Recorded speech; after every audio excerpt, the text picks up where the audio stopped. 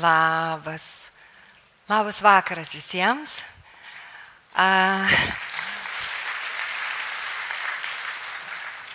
Mes toj palauksim, kol nusileis ekranas. Aš kol klausiau Alos, galvojau, įdomu, ką čia veikti scenoj po jos. Ta prasme, ačiū Dievui, kad scena yra mano darbo vieta. Tai ačiū Dievui. Nes jeigu aš būčiau ne iš šitos operos, tai aš nežinočiau, ką dabar daryti. Nes salėje sėdi kokie 600 užhipnotizuotų žmonių ir praktiškai gali žudytis. Joks lektorius čia nieko nebegali padaryti, nes visi laimingi, patenkinti ir mylintis, kaip suprantu. Ar mylintis? Ačiū, Alai. Su jie visada smagu. Pakelkit rankas, kas pažįsta Talą? Tai čia dėl jos atėjot? Tai suprantu, kad jo. Dalinai, ar ne? Didžiąją dalimi. Gerai. Taip susiklostė, aš tikrai esu paskutinis pranešėjas, tai nežinau, kažkur čia yra timeris. Jis kur? Ai, čia. Jisai mirė. Užsihipnotizavo ir mirė. Pasitaiko ir tokių pokštų.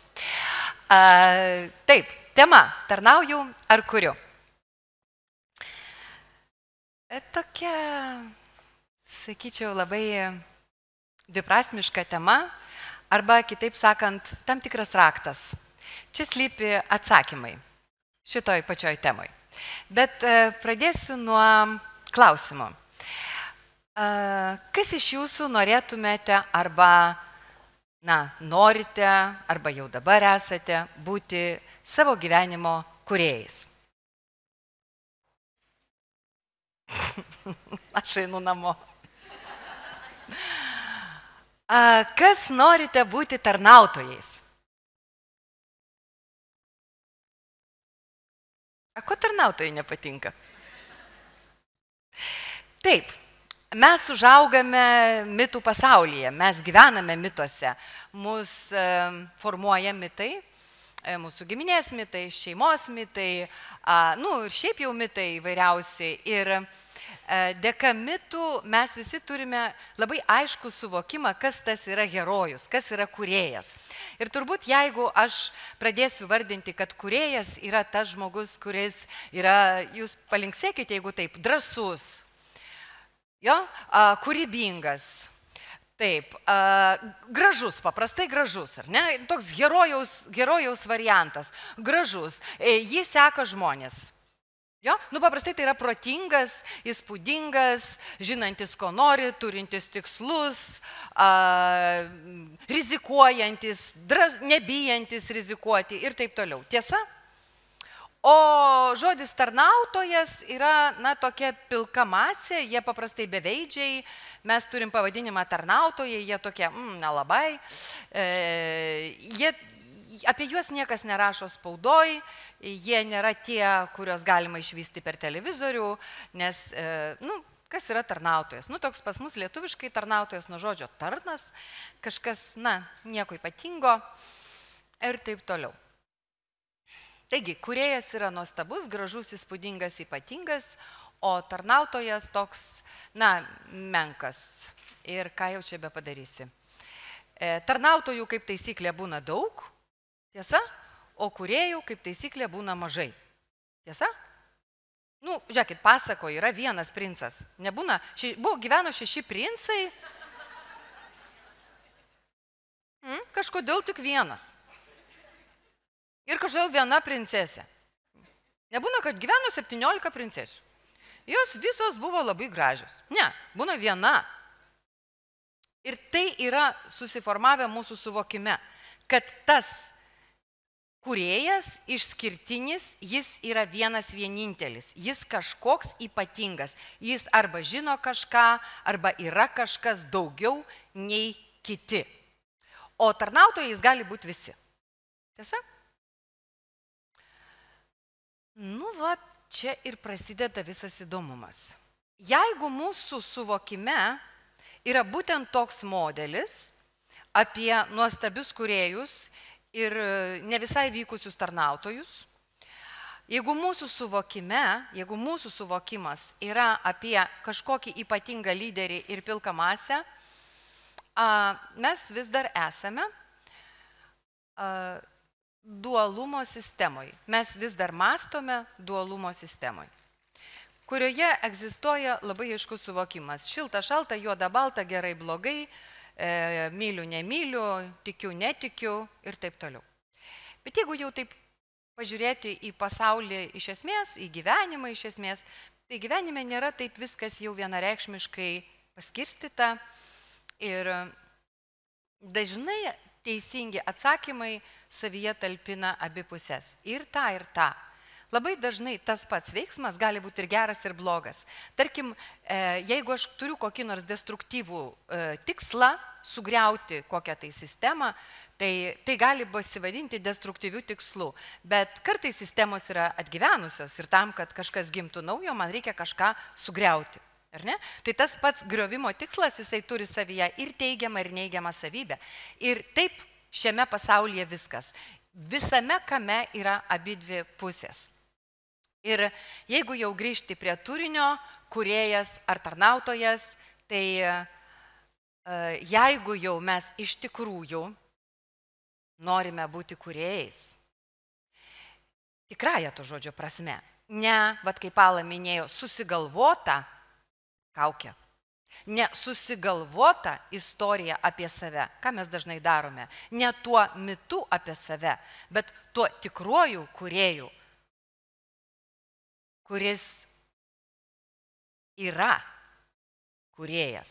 Ne, rodosi kūrėjų, bet yra kūrėjas savo tikrąją prigimtimi, savo mąstymu, savo fiziką, savo psichologinę būseną, dvasinę būseną, veiksmais ir netgi pasireiškimais materijoje.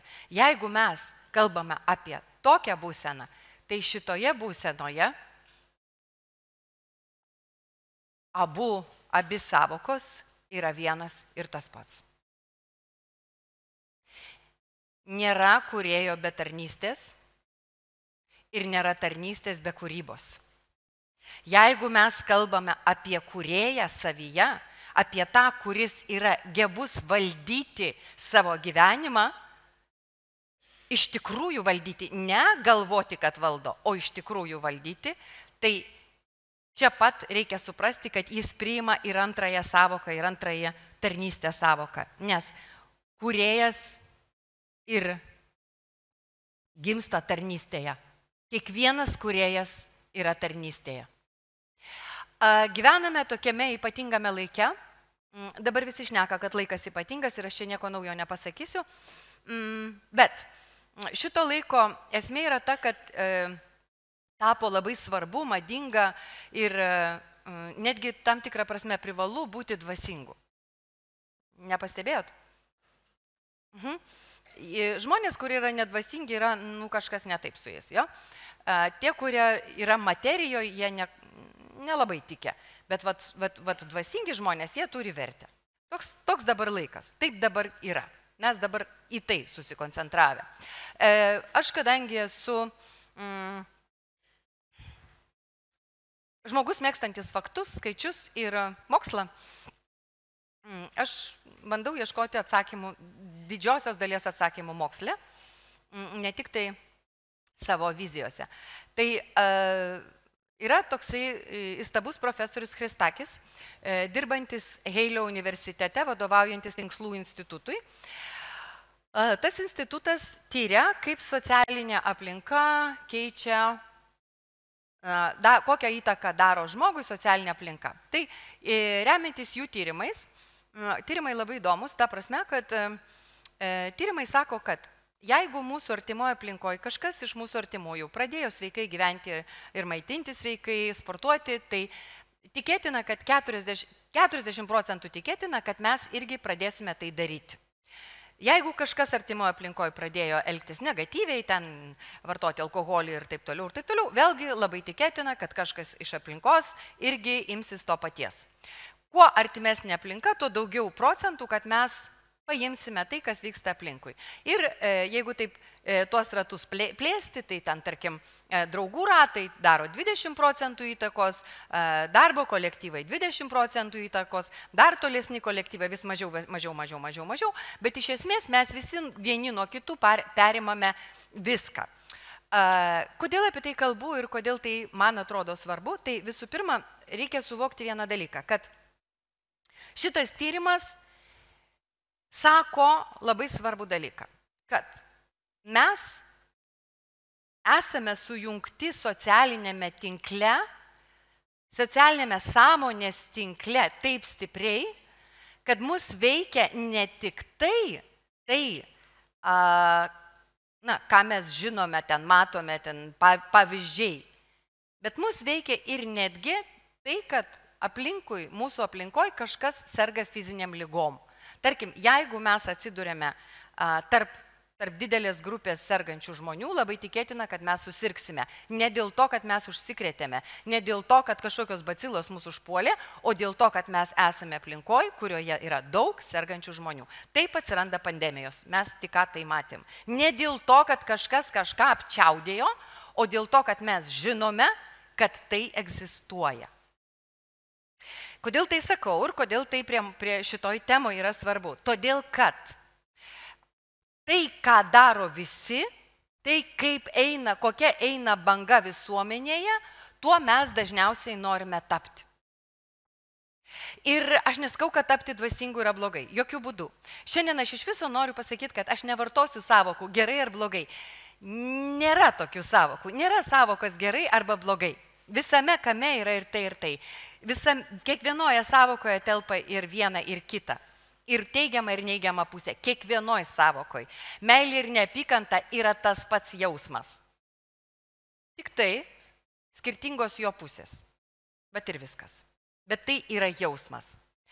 Tai dabar mes gyvename laike, kuriame šita banga, dvasingumo banga, yra tarsi terpė sriuba, kurioje mes visi verdame. Ir šitoje sriuboje, kurioje esame, iš tikrųjų gimsta labai daug dalykų, kurie mus veda kelia norą būti kaip kažkas dar, eiti su kažkuo, dalyvauti kažkur. Tai vėlgi, nei blogai, nei gerai. Taip yra noras. Kur tu buvai? Buvau ten. Man irgi įdomu. O kodėlgi ne? Ir aš einu. Bet aš labai kviečiu iškelti savo klausimą, kam man to reikia ir kodėl aš noriu ten nueiti.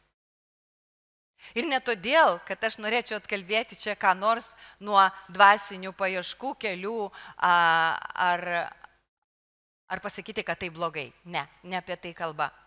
Kalba apie tai, kad kai mes nueiname su banga, kai tai yra mados klausimas, kai tai yra, toksai bendrystės klausimas, einu iš draugiškumo, einu iš smalsumo, einu iš dar kažko, mes nusprūstame, kartais labai greitai nusprūstame nuo esminio ir svarbiausio klausimo, kodėl man to reikia. Kita vertus, kam tas klausimas? Gal man tiesiog nesvarbu, einu ir einu. Tiesiog ieškau, tiesiog bandau surasti, kodėlgi ne. Mes jau turime daugybę pateisinimo, atsakymų į šitą klausimą. Tačiau yra keletas momentų, kurie yra labai svarbus ir su kuriais aš susiduriu. Ir nuoširdžiai sakau, aš per tai pati perėjau. Patikėkit, aš perėjau, aš niekada nekalbu to, ko nesu patyrusi pati ir ko neišbandžiau savo kailiu. Tai aš žinau, kiek kainuoja neteisingi pasirinkimai, žinau, kiek už juos esu susimokėjusi, visų kuo, nuo sveikatos iki santykių. Aš žinau, kas tai yra ir kalbant apie šitą kelią, reikia suprasti, kad į šitą kelią aš labai kviečiu ateiti pasirengus tikslingai, labai sąmoningai, nes šitas kelias reikalauja labai didelės vidinės švaros. Šitas kelias reikalauja tikslumo, skaidrumo, aiškumo, labai konkretaus susivokimo, kas aš esu ir kodėl aš esu tai. Šitas kelias reikalauja tiesos su savimi, kurią atrasti nėra taip paprasta. Labai fain, kai mes, matome žmonės, kuriems tai pavyksta. Bet paklauskime savęs, va čia sėdinčių, kiek kartų per dieną mes pameluojam? Kiek sykių per dieną mes pameluojam? Man čia labai dažnai įdomiai žmonės sako, tai svarbiausia nemeluoti savo. Come on. Ne, pabandyk nemeluoti bent jau patiems artimiausiams. Nemeluoti, pabandykit. Aš tai darau. Jūs neįsivaizduojat, kaip sunku.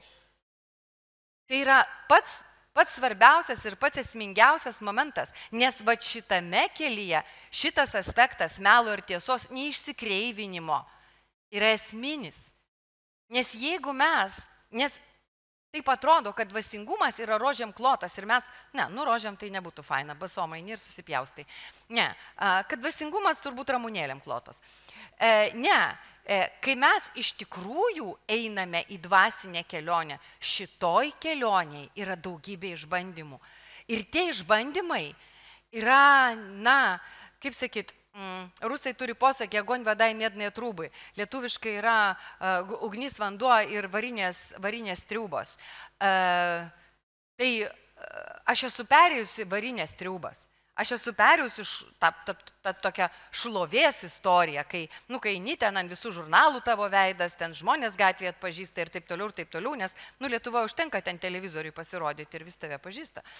Tai žinau, kas tai yra, bet aš turėjau tą patirtį, ne tik Lietuvos, aš turėjau patirtį, kai ten visa Maskva ten stovi ant kojų, ten dar kažkas, su teatru mes daug važinėdom po pasaulį. Ir aš žinau, kas tai yra, pereiti va šitą garbės faktorių ir taip toliau. Bet kai mes pradedam, ir tai nėra taip sudėtinga, kaip atsistoti iš tikrųjų abiem kojom į šitą dvasingumo ir prasmės kelią. Nes kai mes atveriame šviesiąją pusę, kurioje yra daug nuostabių patirčių, pasirinkimų, pasireiškimų, išraiškų, tai atsiveria ir kitoji pusė. Ta kitoji pusė neteina iš kažkur išorės. Tai nėra, kad kažkas ateina ir staiga mums viską sugriauna. Ne, tai mūsų vidus, kurio mes savyje dažnai nepažįstam. Ir dėl to, einant šituo keliu, aš visada kviečiu atkreipti dėmesį, iš kurio ego mes norime žygiuoti. Ir jeigu mes gyvenime, pasirinkimuose, situacijose užduodame savo arba priimame sprendimus, remdamiesi klausimu, kas man iš to? Kas man iš to, kad aš tai padarysiu? Esat savo uždavę šitą klausimą? Kas man iš to? Jeigu mes renkamės iš šito, o ką aš gausiu? O kas man nuo to? O kas man bus geriau? Jeigu iš šito klausimo, tai mažasis ego. Mažasis ego, tai nėra blogai. Vėlgi grįžkim, tai nėra blogai.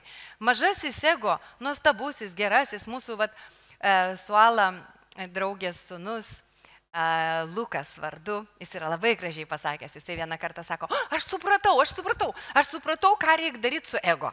Ego, žinot, yra kaip šuniukas. Jį reikia išvesti pasivaikščioti. Bet reikia žinot, kad aš vedu šuniuką pasivaikščioti, o ne šuniukas mane. Toks labai gražus apibūdinimas.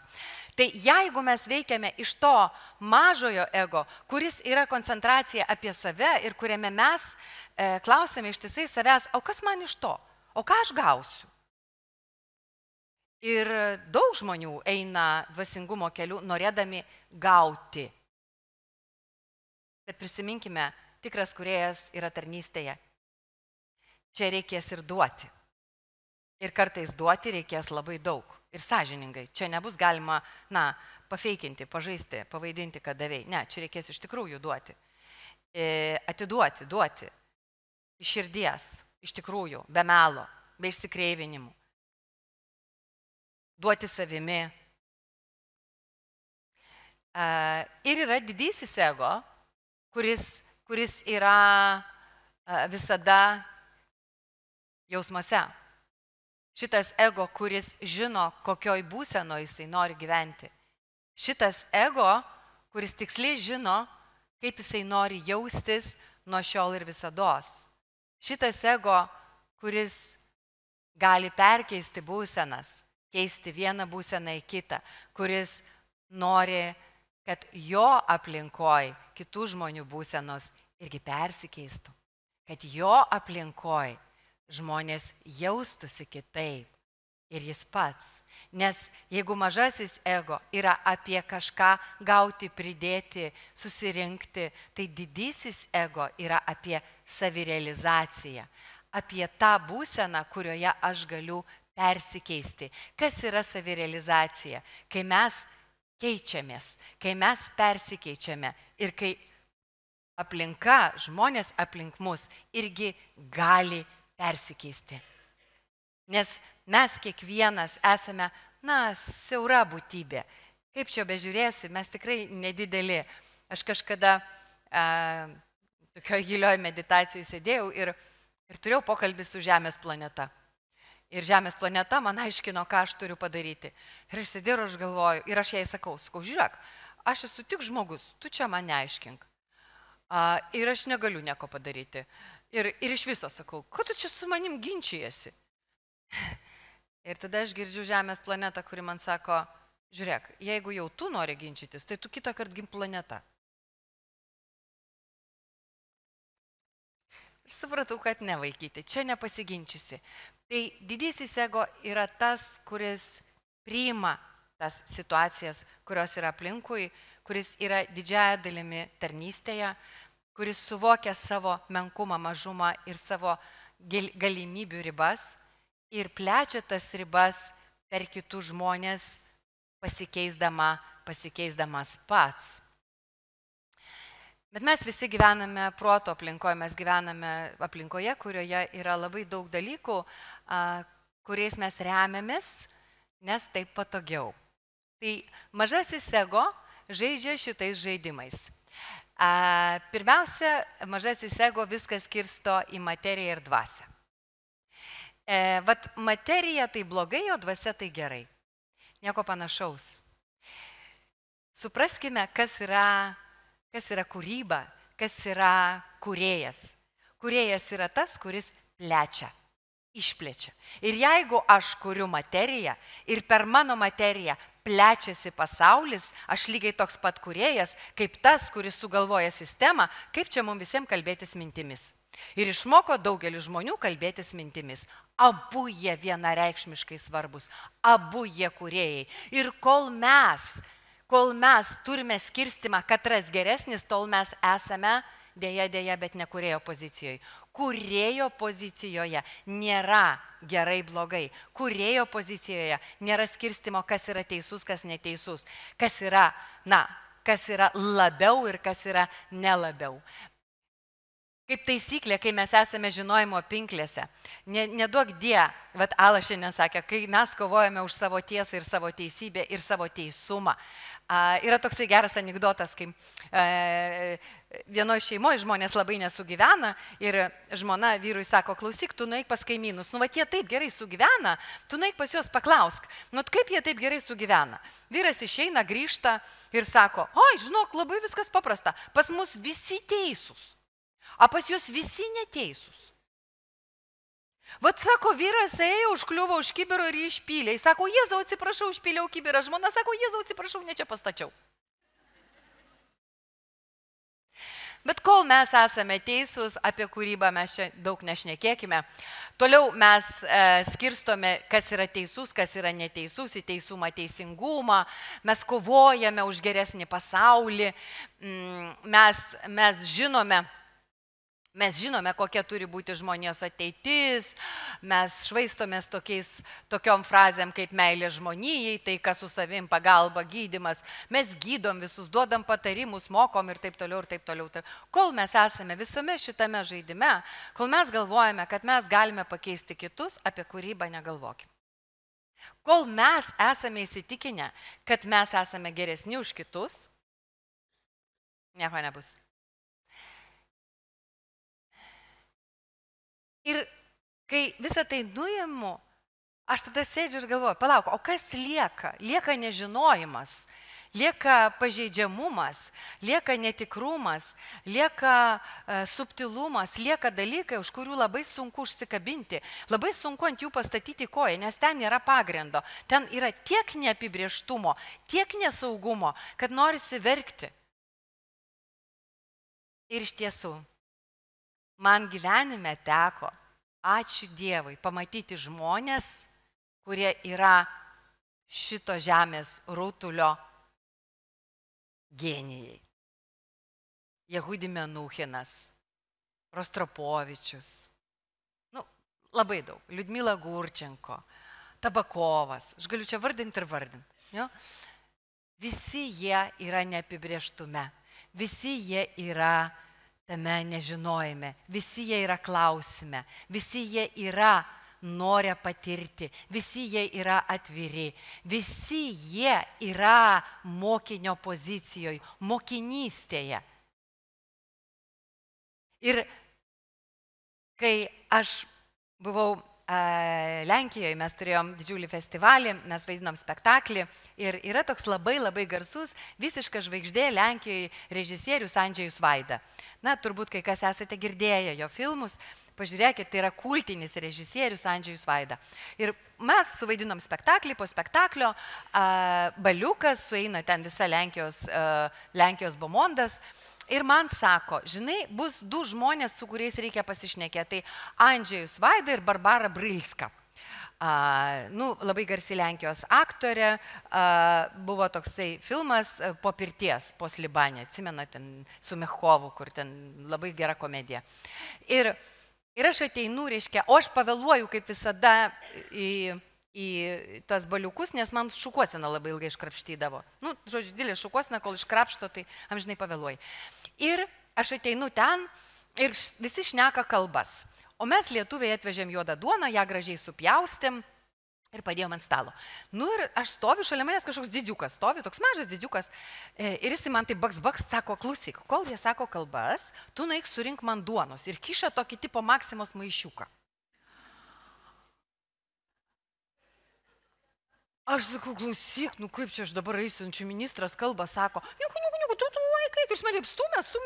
Ir aš kaip durnė su to maišiuku nainu ir nuo stalo ramiai šluoju tą duoną. Tipo lietuvišką duoną, taip susišluoju, viską susuku tą maišiuką, grįžtu pas jį, sakau, klausyk, gerai, paslauga už paslaugą, dabar parodyk man Andžejų Vaidą. Jis man sako, tai čia tai aš.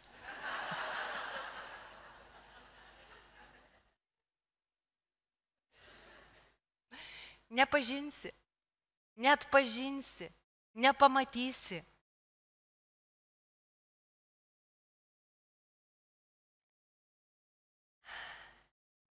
Neseniai man teko dalyvauti konferencijoje ir tenai papasakoju labai įdomią istoriją. Viena Lietuvos įmonė, kuri gamina lustus. Žinot, kas yra lustai? Tokie mikročipai, žinot, kuri dabar labai svarbus reikalas. Ta įmonė lietuvių gamina tuos lustus ir jų nepatentuoja. O tai yra labiausiai kopijuojamas daiktas pasaulyje. Ir kinai, ir tas pats Taivanis, kuris yra tipo mūsų labai draugas, bandė padirbti tos lustus. Visi bandė pavogti ir padirbti. Į nieks nepadirbo. Kodėl? Todėl, kad ta lietuvių įmonė, gamintojai į vieną lustą, į kiekvieną lustą, į formulę įveda klaidą. Visi, kurie mėgino pakopijuoti, kopijuoja be klaidos. Ir klausydama tą pranešimą aš prisiminiau anekdotą apie Einšteiną. Yra toks anekdotas, miršta Einšteinas, pakliūva į dangų, ir kadangi Einšteinas yra Einšteinas, atbėga Šventas Petras, sako, klausyk, Einšteinai, tu čia toks nuostabus, klausyk, gal tu nori su Dievu pakalbėti. Tai aišku, noriu, koks čia durnius nenorės su Dievu pakalbėti. Ir Einšteinas sustinka su Dievu, Dievas klausia, ko tu nori, Einšteinas sako, okei, rašyk man pasaulio sukūrimo formulę. Ir Dievas sau ramiai atsistoja ir kad pyškina tą formulę. Ir Einšteinas žiūri, ir staiga pašoka, sako, klaida. O Dievas sako, žinau, ir rašo toliau.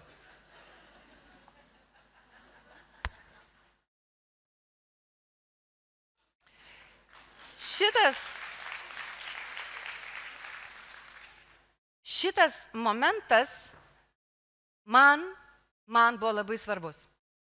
Ir labai noriu juo pasidalinti. Čia, va tą akimirką aš supratau, kad kiekviename mumise yra tas netobulumo aspektas, netobulumo genas, apie kurį kalba visi šventieji raštai. Visi apie tai šneka. Jo? Kas be klaidos, meskit į mane akmenį, kas be nuodėmės. Mes visi savyje turime tą aspektą, mes matome pasaulį per savo suvokimo prizmę. Mes realybės tikros negalime pamatyti, nes mūsų vidinė realybė apsprendžia mūsų tikslai. Na, kaip pavyzdį pasakysiu, nori nusipirkti kokią nors raudoną gražią mašiną, tai gatvėm pradeda važinėti kokios mašinos?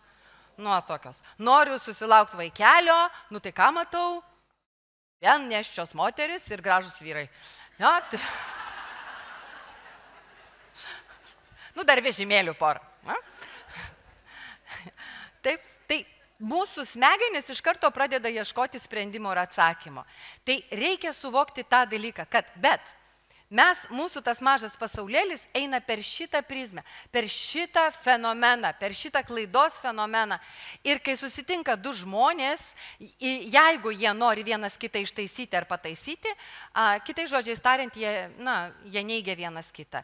Nes jeigu jau taip tiesą pasakius, tai formulė tokia, yra vieno žmogaus teisybė, kito žmogaus teisybė, o tiesa kažkur per vidurį tarp jų. Ir jeigu mes jau galvojame apie kūrėjo būseną, apie tą būseną, kurioje mes galime kurti, reikia priimti tą savo netobulybę, pamilti ją, įsižiūrėti į ją, nes toj netobulybei yra atsakymai, va toj netobulybei yra ta teisė į tarnystę. Toj netobulybei yra labai gilus vidinis suvokimas, kad jeigu aš noriu žaisti gyvenimą kaip žaidimą, jeigu aš noriu, o tai labai nesudėtinga, jeigu aš noriu valdyti būsenas, kuriuose aš esu, ir gebėti tose būsenose bendrauti su kitais, o galbūt nes pakviesti juos į savo erdvę ir toje erdvėje leisti jiems persikeisti. Jeigu aš noriu tokios kūrybinės būsenos savo gyvenime, aš tai galiu pasiekti tada, kai suvokiu, kad aš esu tas nepakartojamas lustas, ta detalė, kurios niekaip neįmanoma padirbti, nes jinai pati suvokia savo klaidą. Ir man didžiausias gyvenime buvo palengvėjimas, kai aš perskaičiau vienoje knygoje tokią frazę. Jeigu žmogus suprastų, kad jisai tarnauja evoliucijai ir tarnautų evoliucijai nesipriešindamas, jo gyvenimas eitų tiesia vaga ir jam būtų 1000 kartų lengviau nei keliaujant pačiam. Obels sėklelė turi informaciją apie save, jog jinai yra obelis. Jinai jau dabar yra obelis ir suvokia save obelimi. Taip veikia gyvosios sistemos. Visos gyvosios sistemos veikia iš ateities, o ne iš praeities. O mesgi tikime sukonstruoti savo gyvenimą iš praeities. Kaip tai vyksta? Ogi labai paprastai, kadangi moku tą, žinau tą, patyriau tą, žinau kaip tas veikia, kadangi aš gyvenu su tuo, turiu tiek pinigų ir darau tą, tai mano ateitis tokia. Dažniausiai mes taip darom, ne? Ne? Tada, jeigu kalbėtume apie obelės sėklelę, jinai sakytų, aš obelės sėklelė, aš obelės sėklelė. Aš obelės sėklelė, aš obelės sėklelė. Bet obelės sėklelė sako, aš obelis, aš obelis. Aš jau dabar žinau, ką reiškia žydėti. Aš jau dabar žinau, ką reiškia žydėti. Kūdikis jau dabar žino, kad jisai yra žmogus. Bet vėliau mes kažkodėl tai pamirštame. Ir štai šitas momentas, kad evoliucija mums visada kelia patį svarbiausią tikslą. Ir šitas tikslas paradoksalus. Jei mes iš tikrųjų norime kurti savo gyvenimą, mes turime atsakyti savo vieną klausimą. kurį mes labai dažnai pamirštam, gyvenimo esmė yra gyventi. Atrodo tai akivaizdu, bet tai nėra akivaizdu. Šitam pasaulyje daug miegančių žmonių, labai daug žmonių norinčių numirti, labai daug žmonių, kurie skirtai nekelia savo šito klausimo, o ką reiškia gyventi. Nes iš tikrųjų gyventi reiškia kurti kiekvieną akimirką save, savo aplinką ir kitus. Ir jeigu jau taip, Gerda man sako, duok žmonėm kokią nors ten tipsą, kokį nors ir ką nors, tai jeigu jau kalbant apie tą žingsnį, kaip mes tampame kūrėjais, turėtumėm prisiminti vieną paprastą formulę. Šitas gyvenimas yra mano asmeninė praktika. Ką reiškia asmeninė praktika? Tai reiškia, kad viskas, kas vyksta šitam pasaulyje, yra mano išraiška. Ir jeigu aplink mane problemos, blogi žmonės, kažkas mane erzina, atsisukime save ir paklauskime, ką man tai sako apie mane. Jeigu aš labai noriu kam nors duoti patarimų ir ką nors išmokyti, labai patariu, užsirašykite tą patarimą ant lapelio ir nuolankiai vykdykite tai, ką užrašėte.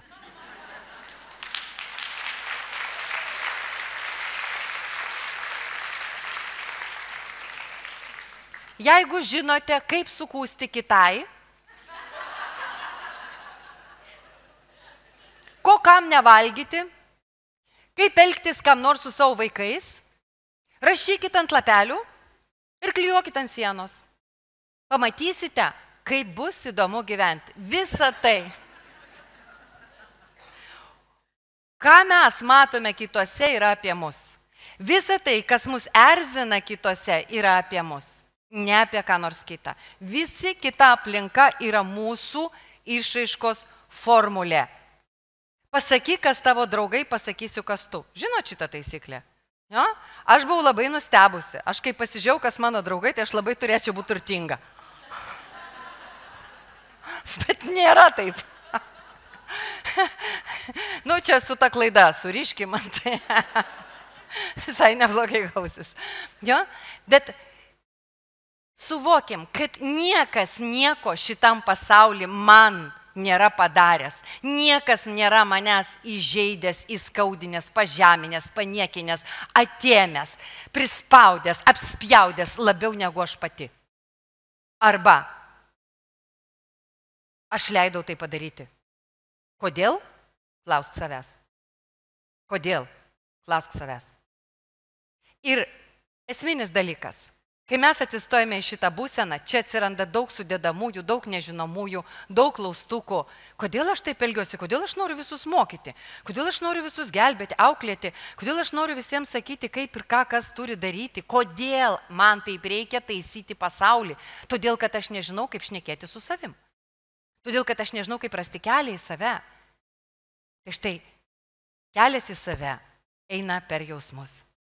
Ir jeigu mes savo leisime jausti pilvą, širdį, čia, jeigu mes leisime savo pajausti kiekvieną akimirką ir netgi tuos jausmus, kurie man dabar nepatinka ir nemalonus ir įsivardinti, jeigu mes savo leisime pajausti save negražią ar negražų, save piktą, tai visgi mes. Ir tikras dvasingumas yra grįžimas į save. Grįžimas į save tokį, kokie mes esame momente. Nes negražus mes būname keletą sekundžių, o po to viskas gerai. Nes skausmas trunka ne taip ilgai, jeigu jį savo pripažįsti. Nes bjaurius dalykus mes kartais norime padaryti. Bet jeigu mes esame sąmoningi, galime čia ir sustoti. O gal ne. Tas kelias į save įdomus.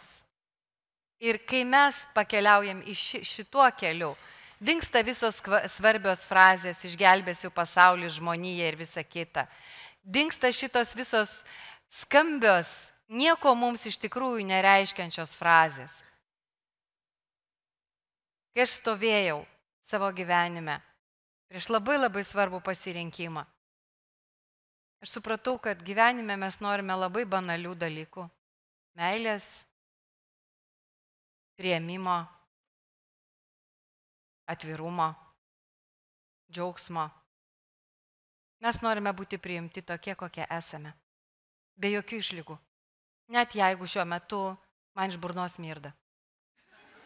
Būna ir taip, ar ne? Tai va, tikrasis dvasingumas yra pripažinti savo save. Pasitvirtinti savo save. Ir nelaukti, kad pasaulis sakys, taip, tu tikrai labai, wow, uti. Šaunuolytė.